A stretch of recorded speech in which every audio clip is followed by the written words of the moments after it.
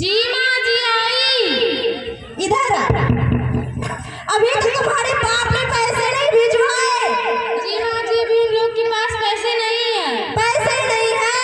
विनोद हो विनोद, बेटा विनोद।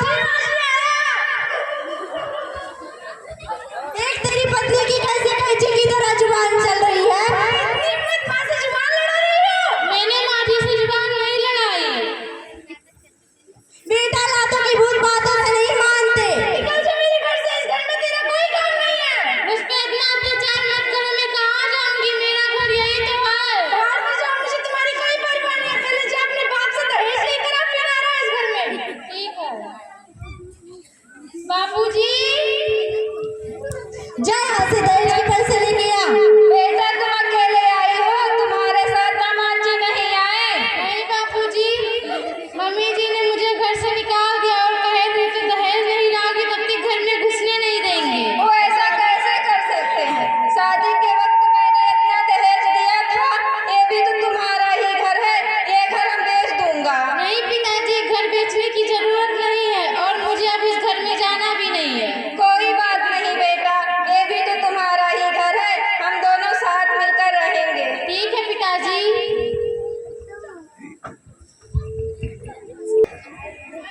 विनोद हो विनोद, बेटा विनोद। जी माँ जी आया। इधर आ बेटा। तुझे पता है कि बगल के गांव में एक लाला जी रहते हैं, उनकी एक बेटी है, बीए पास है, बहुत पैसे वाले हैं। तुम उनकी बेटी से शादी कर लो। शादी में 3 लाख रुपए, 4 पहिए की गाड़ी, घर का सारा सामान, बहुत कुछ मिलेगा। इतना सब कुछ मिलेगा, जरूर करूंगा। उन्हीं की बेटी से शादी करूंगा, चाहे वो लड़की कैसे भी हो। अच्छा ठीक है बेटा, जाओ और मेरे लिए नई बहू लेकर आओ। लाता हूँ।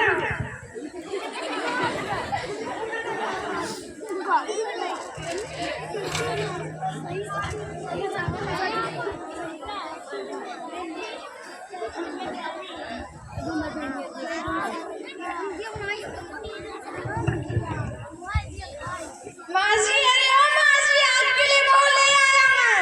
आई बेटा, मैं आरती की थाल लेकर आ रही हूँ।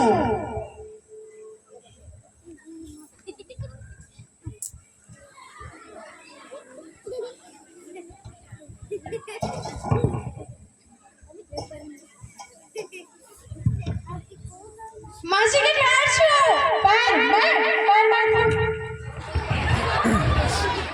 कोई बात नहीं बेटा, अभी बहू नहीं है, सीख जाएगी रहेगी तो। जी मासी। मम्मी जी, ओ मम्मी जी। आई बहू, क्या बात है? जरा मेरे लिए कोल्ड ड्रिंक ले आना। ये क्या होती है बहू? अरे वो ये जो मेरे डैडी ने दे रखी थी उसमें से ले आना। अच्छा ठीक है बहू, लाती हूँ।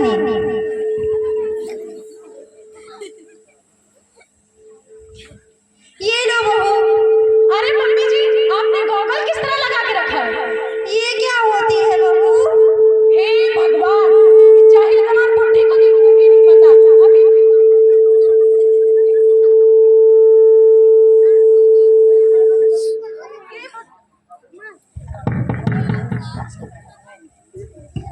हे भगवान, इस जाहिल गंवार बुड्ढी को तो ये भी नहीं पता। अभी तो कोल्ड ड्रिंक का मतलब नहीं पता था और अब गॉगल का मतलब नहीं पता। क्या होती है बहू, तुम ही बता दो।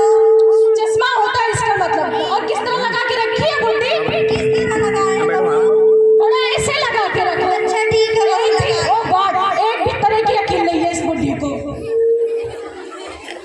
मम्मी जी, ओ मम्मी जी। हाँ बहू आई, क्या बात है? देखो ना मेरे कमरे में कितना सारा गंदा हो गया, थोड़ा झाड़ू लगा दो ना यहाँ पे। झाड़ू? मैं क्यों लगाऊं झाड़ू वाड़ू? ये तो तुम्हारा काम है ना। मैं यहाँ सारा जहेज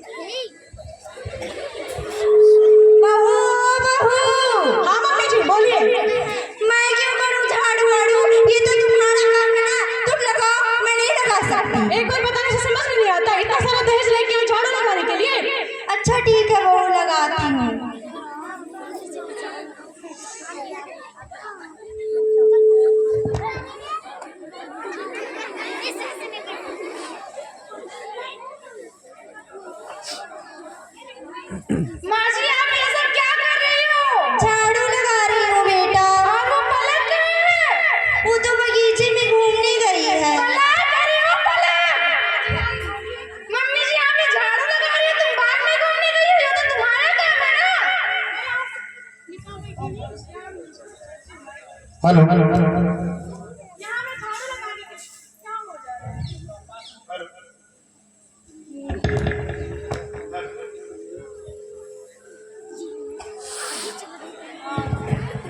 यहाँ मैं झाड़ू लगाने के लिए आई हूँ। तुम्हारा दिमाग खराब है? इतना सारा दहेज लेके झाड़ू लगाने के लिए आई हूँ। मैं जो चाहूँ आप लोग से करवा। अब चलो मेरे रास्ते। हेलो मम्मी जी, ओ मम्मी जी, आई बहू, क्या बात है? मैं अपने फ्रेंड के साथ मूवी देखने जा रही हूँ। घर का पूरा काम संभाल लेना, ओके? अच्छा ठीक है बहू, जाओ। हाँ ठीक है।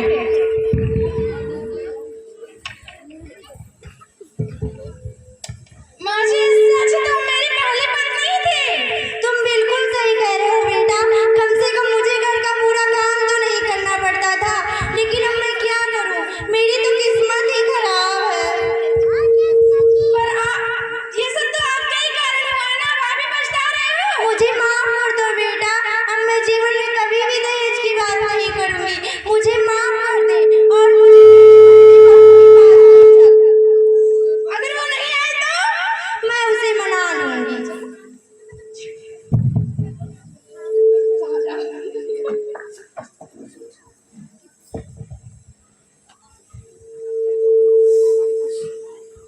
समझी जी, राम राम। यहाँ कैसे आना हुआ? मैं अपनी बहू को अपने साथ ले जाने आई हूँ। यहाँ आपकी कोई बहू नहीं रहती है। यहाँ पर सिर्फ हमारी बेटी रहती है। आपने हमारी बेटी को दहेज के कारण अपने घर से निकाल दिया था। मुझे माफ कर दीजिए। मुझसे बहुत बड़ी गलती हो गई और मेरी बहू को मेरे साथ भेज दीजिए। लेकिन आप आपके साथ में नहीं भेज सकते क्योंकि आपने हमारी बेटी को दहेज के कारण निकाल दिया था। मुझे माफ कर दीजिए। मुझसे बहुत बड़ी गलती हो गई है। मुझे अपनी गलती पर पछतावा है। मैं भूल ही गई थी कि दहेज से बढ़कर बहू होती है।